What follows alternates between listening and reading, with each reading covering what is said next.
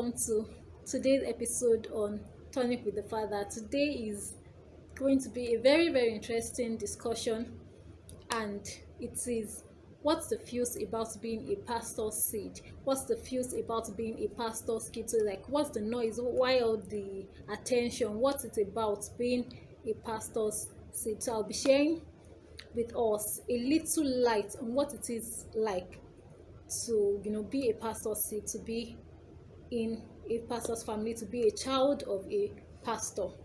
Let's get right into the video.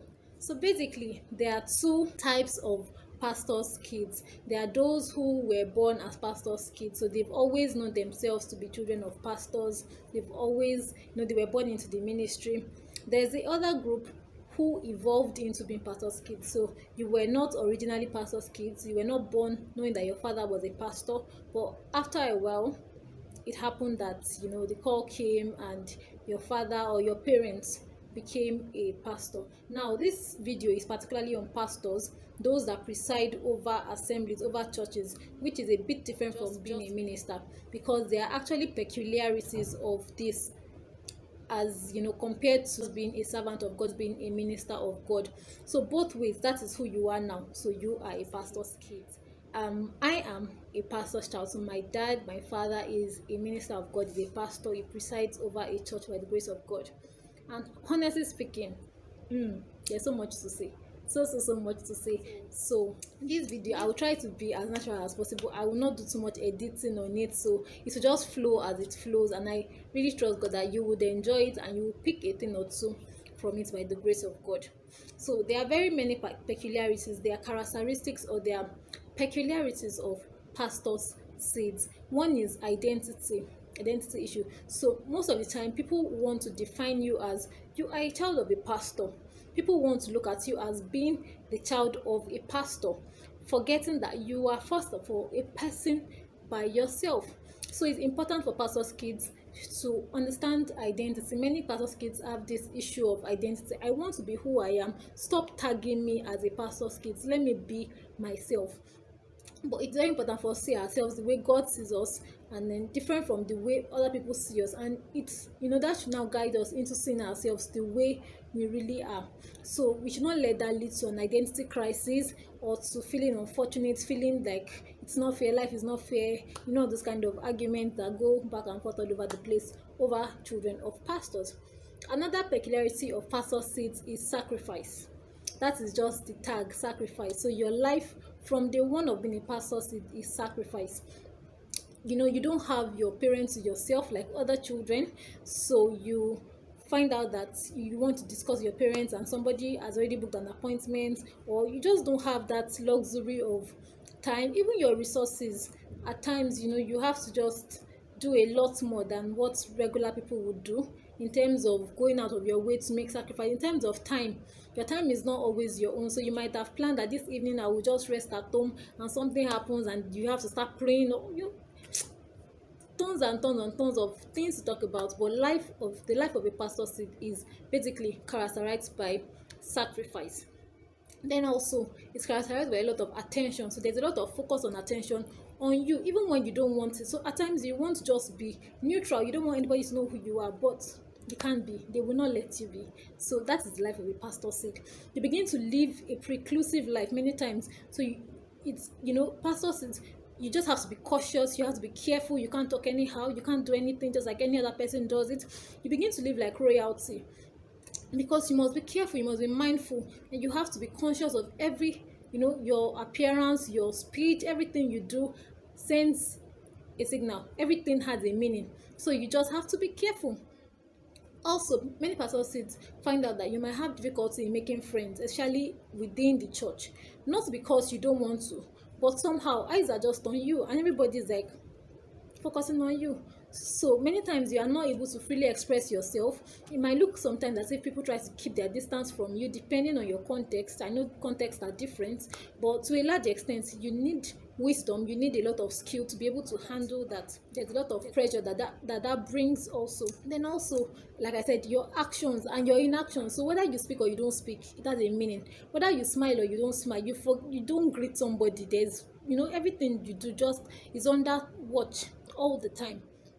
you're dressing, you want to post something on the internet, everything is just being monitored. Your comportment, your looks, your appearance, everybody just like they forget themselves and they're just watching you most of the time. The truth is, it's a lot of work being a pastor's seed. Honestly speaking, it's a lot of work, mentally, physically, spiritually. You're not the pastor. Remember, it's not you that received the call, but just being the child of the pastor, being a seed of the pastor, being a kid of the pastor, puts a lot of work on you. Of course, there are blessings too.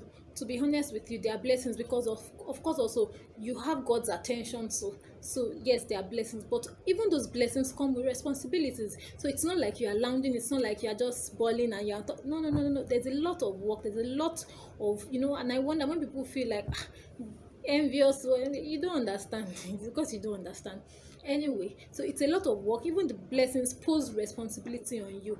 That's the truth. So basically, being a pastor said it has both the positive and the negative, if I'll call it that, negative part. So I'll quickly run through. This is just going to be a short video. I want a lot of people to be blessed by it, so I'll just quickly run through both the negative and the positive sides of the life of a pastor said. Now, this is just, it's not necessarily my story, it's just being a little bit general. So the negative part, one, many pastors said are bitter. They are bitter towards God, towards their parents for being pastors, towards the church, towards everybody. They're just bitter and they're angry. They feel disadvantaged or unfortunate. Many pastors' kids, they blame people, they blame their parents. It's because I'm your child, that's why this is happening to me. It's because of this, and many also, because they don't want to be tagged, begin to live hypocritical double lives. So who they are in church is quite different from who they are outside. I don't quite blame them, but maybe people have not just been able to get the balance and to be able to handle life, because I'll still come to the point of being a pastor's seed and being a child of God. They are two different things. So people begin to pretend, and hypocrisy is people say, the way the person is, your father is a pastor, all those kind of things. So it can lead to rebellion. There's so much pressure coming on you, but the truth is, rebellion is never the way out. Why? Because the parents you are being rebellious against, they already have a lot on their heads. You don't want to add to the stress they already are going through. For the positive part of being a pastor's seed, how do you handle it? You actually need to see yourself as being part of the covenant. So your parents are servants of God, they are ministers of God. The moment you begin to see yourself as actually being a part of the covenant, a lot changes. Your perspective changes. You begin to see things in brighter light. You begin to see things in a more hopeful manner. You're not just feeling down and despondent and feeling unfortunate and out and lost. No, begin to see yourself as part of the covenant. If you look at the story of Aaron and his sons, you can see that it is a generational thing. That was God's intention. Even if you don't directly become a pastor, but you know that there is a call, so you can't quite run away from it. And that's the truth, because the call of God upon your parents is actually supposed to flow to you being their child. Then also, it's important for us to communicate. Many times, parents-children relationship, not just even for pastors and their children, for parents generally, it's very important to build good communication with our parents, so that they're able to understand our situation, our peculiarities. If they were not children of pastors, they might not quite understand that there's pressure on you. There's, especially as youths, as young adults, there's a lot of pressure on you, and you need to be able to speak to them. They need to be able to understand, so that they are better able to deal with it. They are not just also adding pressure on you. Their expectations, they expect you to be prim and proper, and you are just feeling like it's not fair. Life is, everybody's just against you. No. Next is that you need to be patient and endure. It is for a season. The truth is that time will tell. There's always a time for proving. So things may look very difficult now, because this is the time for you to be proved, and God is trying to expand your capacity. Yes, so you need to be patient and endure. Some things, like, you just feel like, this is not fair. But just hold on. Be patient. Yes. Then, very importantly, I was going to hit that you are God's child first before you are a pastor's kid or a pastor's kid. So pick your PS. You are first a child of God, and that is so important. The moment you begin to see that, yes, I'm a child of my parents who are pastors, but first I'm a child of God, it changes a whole lot of things. So you are not going to behave rebelliously, because you see that this is about God. It's not even about my parents, it's not about the church, it's about God first of all. It's the devil that wants us to be rebellious, because the devil is always trying to attack your parents, who are at the forefront of standing against his kingdom. So when he's unable to get them, he tries to use their children. And that's why we see a lot of pastors' children who are rebellious. The devil is just out against the seed of the righteous. That's the truth. The devil is all out, so he's trying to afflict either with sickness or with one thing or the other. You hear stories that break one's heart about this pastor's child even being like very instrumental in the kingdom of darkness, cultists, dealing in drugs, and so many vices are just unthinkable. That's the devil's plan, but we should not cooperate with the devil. So how to make being a pastor's kid or being a pastor's seed more livable, that's what I'm about to share with us. How, yes, you're a pastor's seed, you didn't have a choice about who your parents will be, so you are in it already. So I'm just going to share a few tips with us on how to make it easier being a pastor's seed. I'm sharing from my experience, I'm sharing from the experiences of others. One is to be able to understand and enjoy the call of your parents or of your family. So it's a journey with God, and it's so interesting because you see God come through for you. You see miracles, you see the raw power of God being manifested, you see prayers being answered, you see things happen. You pray for provision, God does it. You pray for healing, you are able to see the raw power of God being manifested. And the benefit there is that you can enjoy that journey, enjoy the journey. Whether you enjoy it or not, you will see journey. So just go enjoy it. Yeah, and it's actually a very interesting one.